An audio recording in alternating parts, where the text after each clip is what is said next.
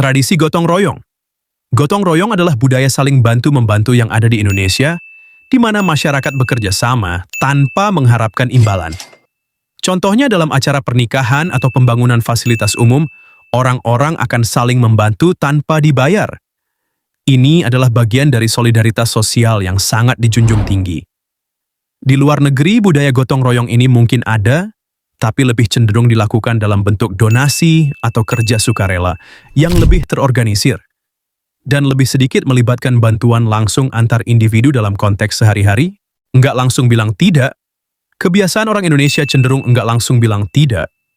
Kalau ada yang menawarkan sesuatu, orang Indonesia sering menghindari untuk langsung bilang tidak, melainkan memberikan alasan atau mengatakan mungkin lain kali, atau nanti kita coba lagi. Hal ini seringkali dilakukan karena orang Indonesia sangat menjaga perasaan orang lain dan ingin terlihat lebih ramah. Di luar negeri, terutama di negara-negara barat, orang cenderung lebih langsung dan to the point.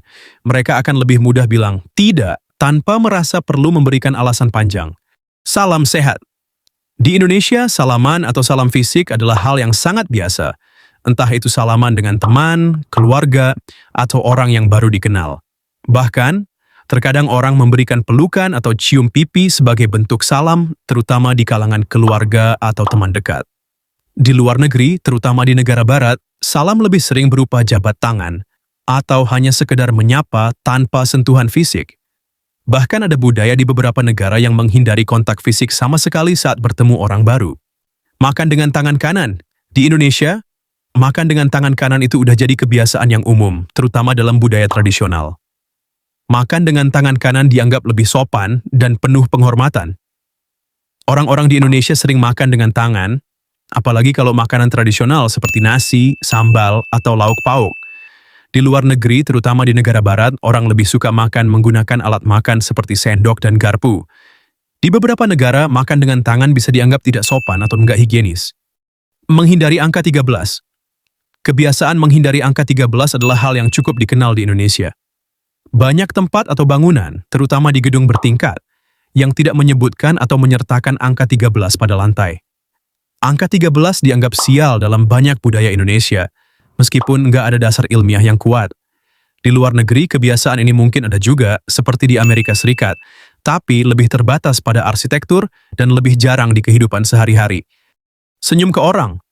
Senyum itu murah, tapi kadang pelit banget ya. Di Indonesia, senyum itu budaya, apalagi di desa-desa. Tapi di Rusia atau Jerman, senyum ke orang asing malah aneh.